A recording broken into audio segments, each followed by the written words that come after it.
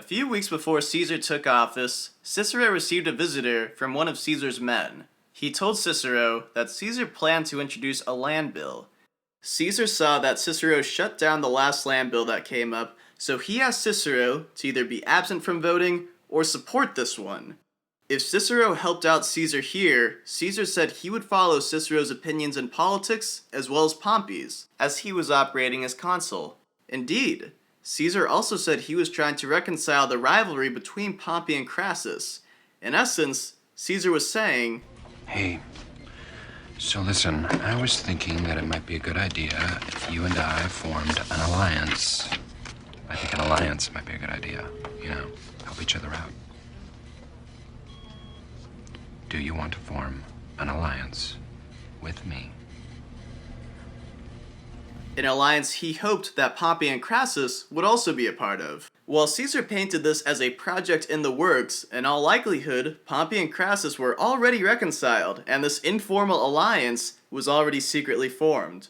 We don't know when for certain this happened, or if Pompey and Crassus openly supported Caesar's run for consulship, but they all realized that if they united, they could all get what they individually wanted. Pompey needed a man who could settle his veterans and pass his Eastern laws. Crassus needed a man to provide tax relief, and Caesar needed powerful friends who could ensure him a good governorship at the end of his consulship, one where he might earn a triumph to make up for the one he gave up.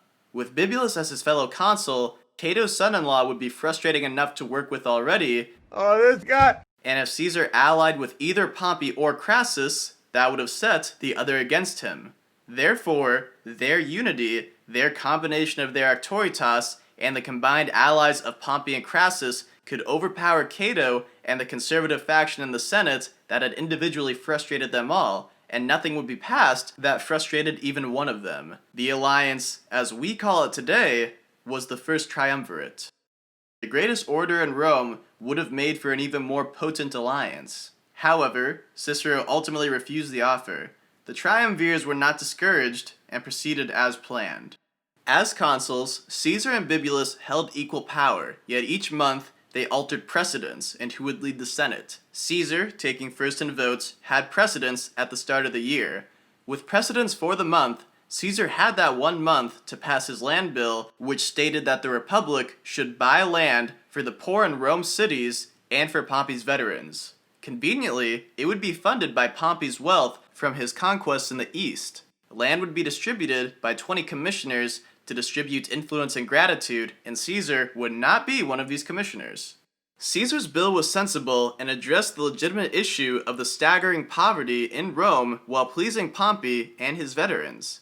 Caesar asked ex-consuls Crassus and Pompey to give their opinions, who both stated they supported the bill. No surprise there. Caesar would bring scribes into the Senate so that everything said, aka all the senators' opinions, would be posted for the public to see. Senators would very publicly be known to have opposed this bill. As other senators were asked for their opinions, none found criticism. Then it came to Cato's turn to speak. Cato admitted the bill was sensible, but thought it was brought up at a very bad time of the year. The birds flying around all crazy. Maybe it was something in the Tiber. River's been down this past year. All that sand exposed. And who likes sand? It's coarse and rough and irritating, and it gets everywhere. Not like here. Oh, wait a second. Cato's filibustering. Yes, indeed. Old Cato the Younger was pulling a Cato. He was gonna keep talking, not relieving his chance to speak until the meeting adjourned without a vote. A very frustrated Caesar used his only recourse. The only way to end Cato's filibuster was to arrest him, which Caesar did. Caesar fell into Cato's trap. Sorry to disappoint you. Huh? You triggered my trap card! Now Cato was the defender of the Republic who was being punished by the tyrannical Caesar. The Senate began to turn on the consul. One respected senator left saying he'd rather be in prison with Cato than here with Caesar. Caesar, realizing his vital mistake, ordered Cato unarrested. The day passed without a vote. It was a setback for Caesar, and he did not carry himself well that day, while Cato got another feather in his cap. But just like a resourceful teenager, if mom wasn't gonna give Caesar what he wanted, maybe dad would. In this case, dad was the Roman popular vote. Caesar took the bill to the people since the Senate wasn't going to do anything about it. The crowd that gathered had Caesar's support, and Caesar publicly asked for his fellow consul Bibulus' support. Of course, Cato's son-in-law did not support it. Caesar led a chant asking Bibulus to agree, but Bibulus stormed off. Bibulus wasn't required to represent the voters, but to be so against them did not help him in the slightest. Caesar proceeded to play the popular will like a fiddle. Next on the Caesar show, he called up the distinguished senator Marcus Licinius Crassus. Crassus gave enthusiastic support for the bill. Caesar's next guest was Rome's favorite general, Gnaeus Pompey Magnus.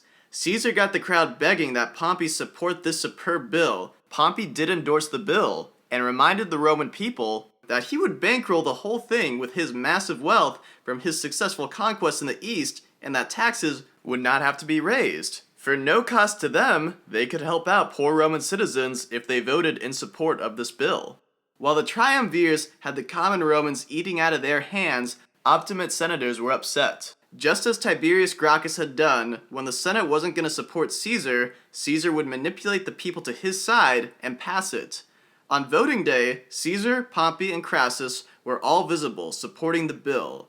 They all had armed men in the crowd, perhaps to intimidate opposition, protect their supporters, or somewhere in between. That's when Consul Bibulus, his father-in-law Cato, and 3 tribunes arrived. Bibulus again stated he did not support this bill. While Bibulus and Cato may have been trying to use the tribunes to veto the vote, the crowd turned on them. According to the Greek historian Appian, who would have been born about 150 years after this, Bibulus bared his neck, saying he was willing to die if it would stop Caesar's vote. Instead of a dagger coming down on him, it was a basket of dung. No one was killed, though Bibulus and the tribunes were scuffed up, along with others.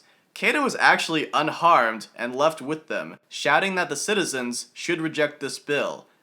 Again, according to Appian, he was carried out by Caesar's supporters, snuck back in, and gave up after no one listened to him, which really just breaks your heart.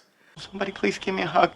Aww. Voting ended without any more incidents, and the bill was passed by the Roman people. Senators were compelled by law to confirm bills passed by the people and not repeal it. If they didn't, they faced exile. The idealist Cato was considering going into exile, but Cicero is said to have convinced Cato to accept it, that he was more used to the Republic in Rome than exiled. The next month came, and so did Bibulus's prominence as consul. He immediately tried to condemn Caesar, perhaps strip him of office. None supported Bibulus. Besides many senators being under the influence of Pompey and Crassus, it had become very clear that this bill was very popular with the people, and even conservative senators like Cato who didn't like it didn't want to run the risk of turning the people totally against them and totally towards Caesar. Bibulus was not seen in public for the rest of the year. Just ignore him! Ignore him! Though wrote denouncements of Caesar and Pompey. Caesar had the consulship all to himself, and 59 BCE would not be remembered as the consulship of Bibulus and Caesar, but of Julius and Caesar. Caesar set about fulfilling Pompey and Crassus's other wishes, manipulating the popular will the people passed what the Senate didn't, legitimizing the laws and practices of Pompey's eastern conquests, and reducing the money expected from Crassus's tax collectors. In this year, the Republic recognized Ptolemy XII as the ruler of Egypt, after he bribed a staggering 36 million denarii I woke up a couple meal on my plate. to either Pompey or Crassus, who would have distributed it with his fellow triumvirs. Furthermore, Caesar, as Pontifex Maximus, and Pompey, a religious augur, transferred the patrician Claudius to plebeian status. If Claudius sounds familiar, he's the guy who was sleeping with Caesar's wife, who Caesar did not make an enemy out of and prosecute. As a patrician, Claudius couldn't run for the tribune of the plebs, but now is free to do so, adopted by a plebeian younger than himself. This year also saw a classic double wedding. Caesar married Calpurnia, daughter of Lucius Calpurnius Piso. Piso would easily win the consulship with Caesar, Pompey, and Crassus' support and be their creature, and the Triumvirate would have a consul in their pocket for next year. Pompey, having been a bachelor for a few years, married Caesar's only child, Julia, breaking off her engagement to another man. This can be seen in the lens that Caesar was worried of his relationship with Pompey and wanted to assure it, or conversely, that Caesar was cementing his good relation to Pompey.